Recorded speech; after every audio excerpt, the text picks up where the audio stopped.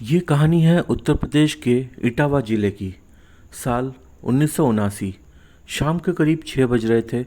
मैला कुर्ता, मिट्टी से सनी धोती और सर पर गमछा डाले एक किसान परेशान होकर थाने पहुंचता है। उस थाने का नाम था उसराहार। दुबला पतला खांटी गांव का एक बुज़ुर्ग, उम्र करीब 75 साल के आसपास, पैरों में चप्पल भी नहीं, थाने में घुसने से भी थोड़ा डरा लग रहा था। वहाँ पुलिस वाले तैनात थे, लेकिन डर के मारे वो बेचारा बुजुर्ग किसान कुछ बोल भी नहीं पा रहा था। कहीं दरोगा जी उसकी बात का बुरा न मान जाए। फिर एक हेड कांस्टेबल खुद ही इस किसान के पास आता है। सवाल पूछता है कि क्या काम है। परेशान किसान कहता है कि अरे दरोगा जी, मेरी जेब किसी चोर उचक्के ने काट ली, उसकी फरियाद लेकर थाने आया हूँ, मेरी रपट लिखवा दीजिए। ये बात सुनकर थाने के बाहर ही टेबल कुर्सी लगाकर आराम कर रहे एक हेड कांस्टेबल की नज़र उस किसान पर गई। अपनी कुर्ती पर ऊँघते हुए उस हेड कांस्टेबल ने सर उठाया और किसान को देखा। फिर पूछा कि अरे पहले ये तो बताओ कि कहाँ तुम्हारी जेब कट गई, तुम कहाँ के रहने वाले हो। इस पर उस किसान ने जवाब दिया, मैं मेरठ का रहने वाला हूँ साहब, यहाँ इटावा में अपने एक रिश्तेदार के घर आया था। यहाँ से बैल खरीदने के लिए पैसा लेकर अपने गांव से आया था। रास्ते में पैसे लेकर जा रहा था, उसी समय किसी ने मेरी जेब काट ली। उसमें रखे कई 100 रुपये चोरी हो गए हैं। अब वो पैसा नहीं मिले तो बहुत बड़ी मुसीबत हो जाएगी। बड़ी मुश्किल से खेती से हम पैसे जुटाकर यहाँ आए थे, इसलिए रपट लिखवा कर चोरों को पकड़िए ना साहब। अब रपट लिखकर चोरों को पकड़ने की बात सुनकर कुर्सी पर चौड़े होकर बैठे हेड कांस्टेबल ने फिर से सवाल दाग दिया, जैसे पुलिस वाले अक्सर और आज भी करते हैं। हेड कांस्टेबल ने कहा, अरे बाबा, पहले ये तो बताओ कि मेरठ से इतनी दूर क्यों बैल खरीदने आए थे। पहले तो यही बात समझ में नहीं आ रही है। दूसरी बात यह है कि क्या सबूत है कि तुम्हारी जेब काटी गई है। ये भी हो सकता है कि वो पैसे कहीं गिर गए हो, या फिर कहीं पैसे उड़ा दिए हों शराब पीने या दूसरी मौज मस्ती के चक्कर में। तभी तो कोई इतनी दूर से यहाँ आएगा। फिर घरवाली के डर से चोरी का नाटक रचा रहे हो। अब इस तरह पुलिस वालों ने इतने सवाल पूछे कि वो खुद भी चकरा गए। कुल मिलाकर पुलिस वालों ने कह दिया कि चाहे कुछ भी हो, तुम्हारी एफआईआर तो नहीं लिखी जाएगी। अब नौबत यह आ गई कि वो बेचारा किसान क्या करता, बिना रिपोर्ट कराए जाता भी तो कैसे। परेशान होकर बिल्कुल मन रुआंसा हो गया था। उस कुर्सी टेबल पे से थोड़ी दूर जाकर सर पकड़ के बैठने लगा। तभी एक सिपाही पास में पहुंचा। धीरे से कान के पास आकर बोला, बाबा, अगर कुछ खर्चा पानी हो जाए तो रपट लिख जाएगी। अब रपट लिख जाने की बात पर तो किसान खुश हो गए, लेकिन खर्चा पानी तो ज़्यादा ही देना होगा। ये सोचकर उनके माथे पर फिर से शिकन आ गई। अब वो किसान बोलने लगे कि हम तो पहले से ही परेशान हैं, अब पैसे कैसे दे पाएंगे, मैं तो बहुत गरीब हूँ, कुछ जुगाड़ से करा देते तो बड़ी मेहरबानी होगी। काफ़ी बात के बाद वो सिपाही राजी नहीं हुआ, तो आखिरकार उस समय 35 रुपये पर बात तय हुई। अब उस गरीब किसान ने 35 रुपये चुपके से पकड़वाए तो कागज़ के टुकड़े पर मुंशी ने रपट लिखना शुरू किया।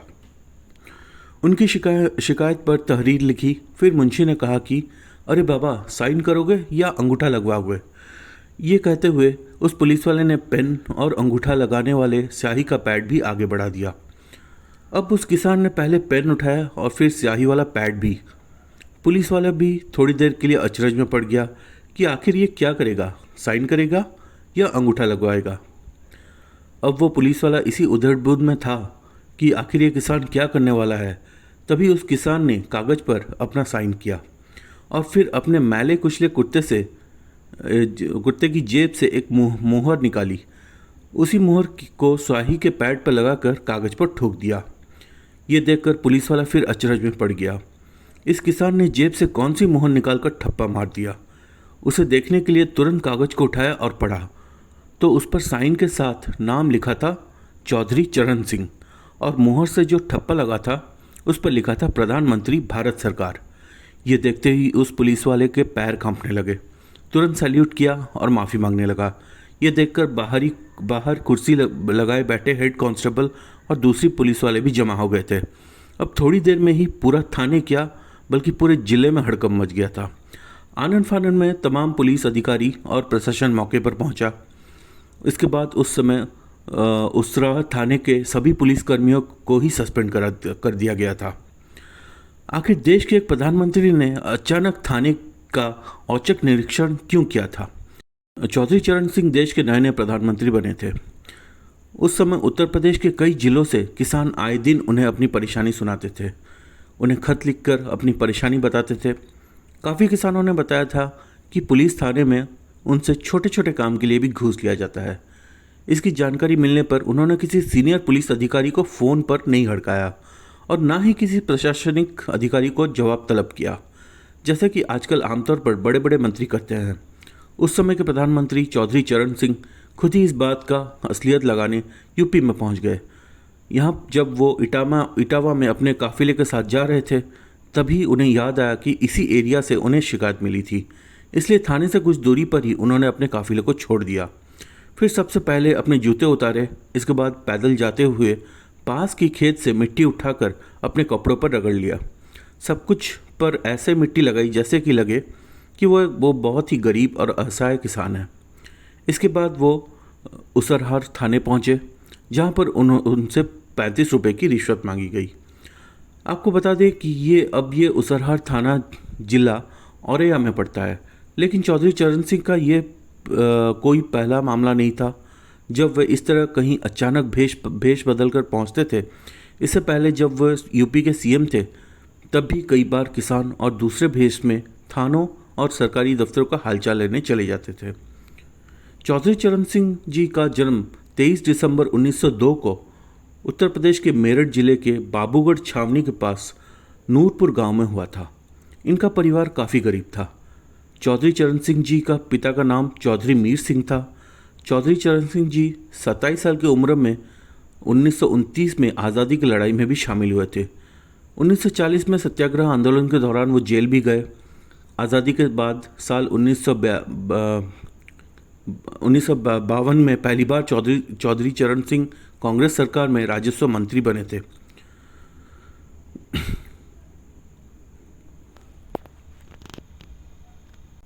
ये कहानी है उत्तर प्रदेश के इटावा ज़िले की। साल 1979, शाम के करीब 6 बज रहे थे।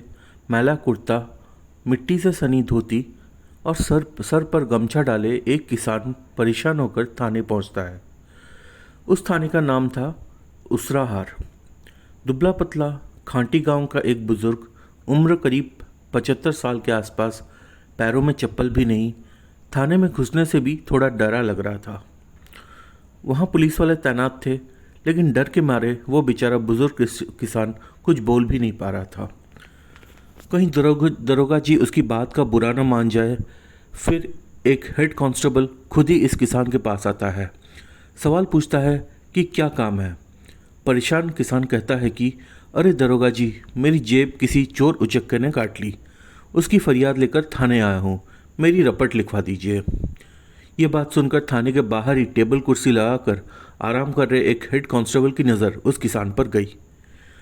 अपनी कुर्ती पर ऊँघते हुए उस हेड कांस्टेबल ने सर उठाया और किसान को देखा। फिर पूछा कि अरे पहले ये तो बताओ कि कहाँ तुम्हारी जेब कट गई, तुम कहाँ के रहने वाले हो।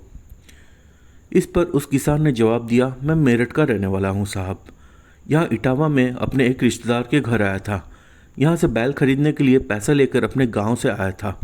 रास्ते में पैसे लेकर जा रहा था, उसी समय किसी ने मेरी जेब काट ली। उसमें रखे कई 100 रुपये चोरी हो गए हैं। अब वो पैसा नहीं मिले तो बहुत बड़ी मुसीबत हो जाएगी। बड़ी मुश्किल से खेती से हम पैसे जुटाकर यहाँ आए थे, इसलिए रपट लिखवा कर चोरों को पकड़िए ना साहब।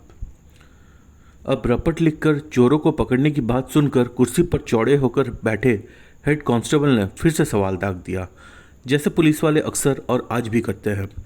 हेड कांस्टेबल ने कहा, अरे बाबा, पहले ये तो बताओ कि मेरठ से इतनी दूर क्यों बैल खरीदने आए थे। पहले तो यही बात समझ में नहीं आ रही है। दूसरी बात यह है कि क्या सबूत है कि तुम्हारी जेब काटी गई है। ये भी हो सकता है कि वो पैसे कहीं गिर गए हो या फिर कहीं पैसे उड़ा दिए हों शराब पीने या दूसरी मौज मस्ती के चक्कर में। तभी तो कोई इतनी दूर से यहाँ आएगा। फिर घरवाली के डर से चोरी का नाटक रचा रहे हो। अब इस तरफ पुलिस वालों ने इतने सवाल पूछे कि वो खुद भी चकरा गए। कुल मिलाकर पुलिस वालों ने कह दिया कि चाहे कुछ भी हो, तुम्हारी एफआईआर तो नहीं लिखी जाएगी। अब नौबत यह आ गई कि वो बेचारा किसान क्या करता, बिना रिपोर्ट कराए जाता भी तो कैसे। परेशान होकर बिल्कुल मन रुआंसा हो गया था। उस कुर्सी टेबल पे से थोड़ी दूर जाकर सर पकड़ के बैठने लगा। तभी एक सिपाही पास में पहुंचा। धीरे से कान के पास आकर बोला, बाबा, अगर कुछ खर्चा पानी हो जाए तो रपट लिख जाएगी। अब रपट लिख जाने की बात पर तो किसान खुश हो गए, लेकिन खर्चा पानी तो ज़्यादा ही देना होगा, ये सोचकर उनके माथे पर फिर से शिकन आ गई। अब वो किसान बोलने लगे कि हम तो पहले से ही परेशान हैं, अब पैसे कैसे दे पाएंगे, मैं तो बहुत गरीब हूँ, कुछ जुगाड़ से करा देते तो बड़ी मेहरबानी होगी। काफ़ी बात के बाद वो सिपाही राजी नहीं हुआ, तो आखिरकार उस समय 35 रुपये पर बात तय हुई। अब उस गरीब किसान ने 35 रुपये चुपके से पकड़वाए तो कागज़ के टुकड़े पर मुंशी ने रपट लिखना शुरू किया। उनकी शिकायत पर तहरीर लिखी। फिर मुंशी ने कहा कि अरे बाबा, साइन करोगे या अंगूठा लगवाओगे? ये कहते हुए उस पुलिस वाले ने पेन और अंगूठा लगाने वाले स्याही का पैड भी आगे बढ़ा दिया। अब उस किसान ने पहले पेन उठाया और फिर स्याही वाला पैड भी। पुलिस वाला भी थोड़ी देर के लिए अचरज में पड़ गया कि आखिर ये क्या करेगा, साइन करेगा या अंगूठा लगवाएगा। अब वो पुलिस वाला इसी उधड़-बुध में था कि आखिर ये किसान क्या करने वाला है। तभी उस किसान ने कागज़ पर अपना साइन किया और फिर अपने मैले कुचले कुर्ते की जेब से एक मोहर निकाली। उसी मोहर को स्याही के पैड पर लगाकर कागज़ पर ठोक दिया। ये देखकर पुलिस वाला फिर अचरज में पड़ गया। इस किसान ने जेब से कौन सी मोहर निकालकर ठप्पा मार दिया। उसे देखने के लिए तुरंत कागज़ को उठाया और पढ़ा तो उस पर साइन के साथ नाम लिखा था चौधरी चरण सिंह, और मोहर से जो ठप्पा लगा था उस पर लिखा था प्रधानमंत्री भारत सरकार। ये देखते ही उस पुलिस वाले के पैर कांपने लगे। तुरंत सैल्यूट किया और माफ़ी मांगने लगा। ये देखकर बाहर कुर्सी लगाए बैठे हेड कांस्टेबल और दूसरी पुलिस वाले भी जमा हो गए थे। अब थोड़ी देर में ही पूरा थाने क्या बल्कि पूरे ज़िले में हड़कंप मच गया था। आनन फानन में तमाम पुलिस अधिकारी और प्रशासन मौके पर पहुंचा। इसके बाद उस समय उसरा थाने के सभी पुलिसकर्मियों को ही सस्पेंड कर दिया गया था। आखिर देश के एक प्रधानमंत्री ने अचानक थाने का औचक निरीक्षण क्यों किया था? इस बारे में कहा जाता है कि साल 1979 में चौधरी चरण सिंह देश के नए प्रधानमंत्री बने थे। उस समय उत्तर प्रदेश के कई जिलों से किसान आए दिन उन्हें अपनी परेशानी सुनाते थे, उन्हें खत लिखकर अपनी परेशानी बताते थे। काफ़ी किसानों ने बताया था कि पुलिस थाने में उनसे छोटे छोटे काम के लिए भी घूस लिया जाता है। इसकी जानकारी मिलने पर उन्होंने किसी सीनियर पुलिस अधिकारी को फ़ोन पर नहीं हड़काया और ना ही किसी प्रशासनिक अधिकारी को जवाब तलब किया, जैसे कि आजकल आमतौर पर बड़े बड़े मंत्री करते हैं। उस समय के प्रधानमंत्री चौधरी चरण सिंह खुद ही इस बात का असलियत लगाने यूपी में पहुंच गए। यहाँ जब वो इटावा में अपने काफिले के साथ जा रहे थे, तभी उन्हें याद आया कि इसी एरिया से उन्हें शिकायत मिली थी, इसलिए थाने से कुछ दूरी पर ही उन्होंने अपने काफिले को छोड़ दिया। फिर सबसे पहले अपने जूते उतारे, इसके बाद पैदल जाते हुए पास की खेत से मिट्टी उठाकर अपने कपड़ों पर रगड़ लिया। सब कुछ पर ऐसे मिट्टी लगाई जैसे कि लगे कि वो बहुत ही गरीब और असहाय किसान है। इसके बाद वो उसरहार थाने पहुँचे, जहाँ पर उनसे 35 रुपये की रिश्वत मांगी गई। आपको बता दें कि ये उसरहार थाना जिला औरैया में पड़ता है, लेकिन चौधरी चरण सिंह का ये कोई पहला मामला नहीं था जब वे इस तरह कहीं अचानक भेष बदल कर पहुँचते थे। इससे पहले जब वह यूपी के सीएम थे, तब भी कई बार किसान और दूसरे भेष में थानों और सरकारी दफ्तरों का हालचाल लेने चले जाते थे। चौधरी चरण सिंह जी का जन्म 23 दिसंबर 1902 को उत्तर प्रदेश के मेरठ जिले के बाबूगढ़ छावनी के पास नूरपुर गांव में हुआ था। इनका परिवार काफ़ी गरीब था। चौधरी चरण सिंह जी का पिता का नाम चौधरी मीर सिंह था। चौधरी चरण सिंह जी 27 साल की उम्र में 1929 में आज़ादी की लड़ाई में भी शामिल हुए थे। 1940 में सत्याग्रह आंदोलन के दौरान वो जेल भी गए। आज़ादी के बाद साल 1952 में पहली बार चौधरी चौधरी चरण सिंह कांग्रेस सरकार में राजस्व मंत्री बने थे।